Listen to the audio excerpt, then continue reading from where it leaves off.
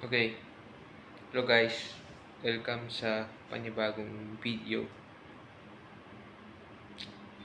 Panibagong video. At alam nyo ba,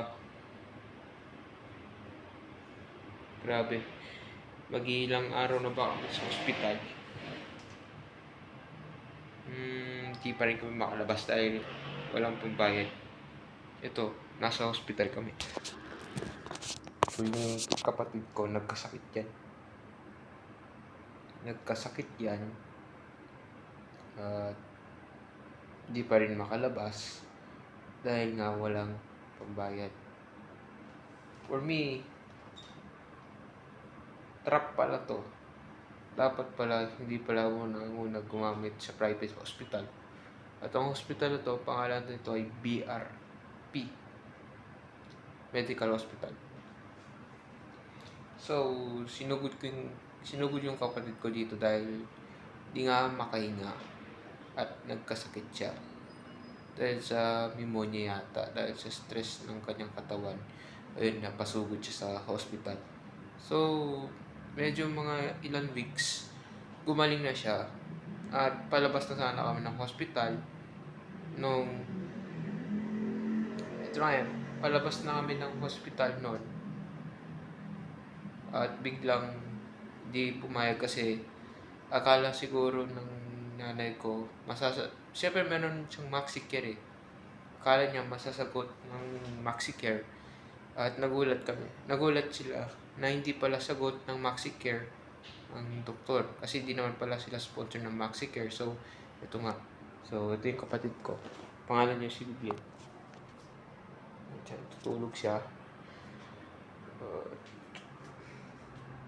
Hindi nga may makalabas dahil ito nga yung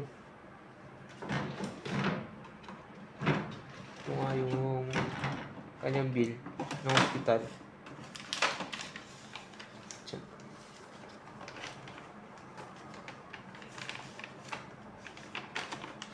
Oops, ito ba yung bill ng hospital?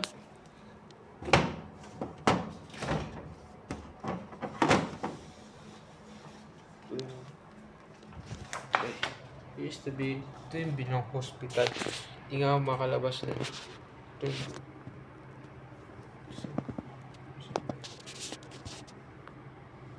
Yung bill ng hospital. Oops, sorry. Di ko pala. Ito yung bill ng hospital. Grabe. Ayun yung bill ng hospital. Ayun na. Medyo baliktad pala. Sorry guys. Ito yung bill ng hospital.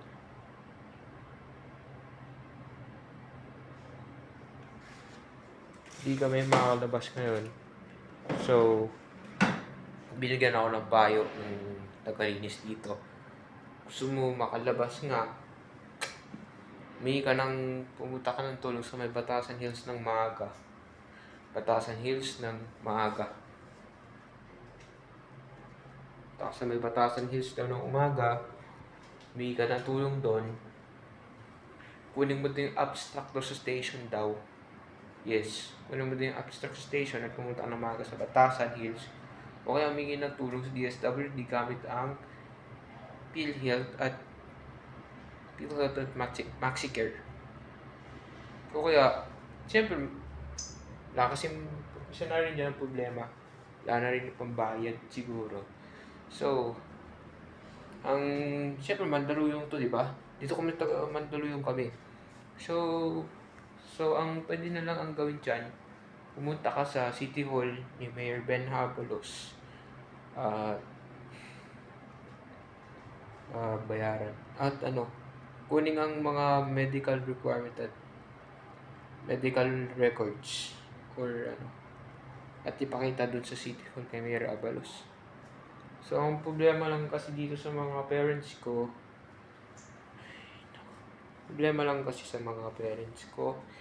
is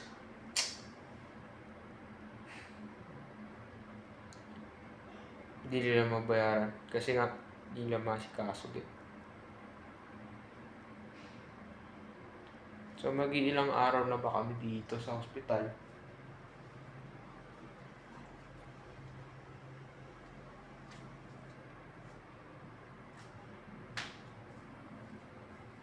Simula August 1 yata eh. Oh, August 1 hanggang July kami, August kami dito eh. Pag-ilang araw na yun dito eh. Tapos okay. Kasi natin yung bintana.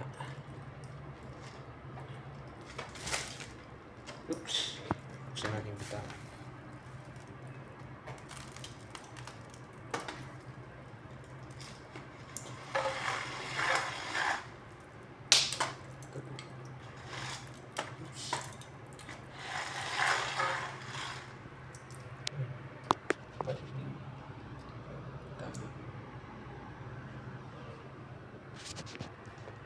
Madilim eh. Creep me out.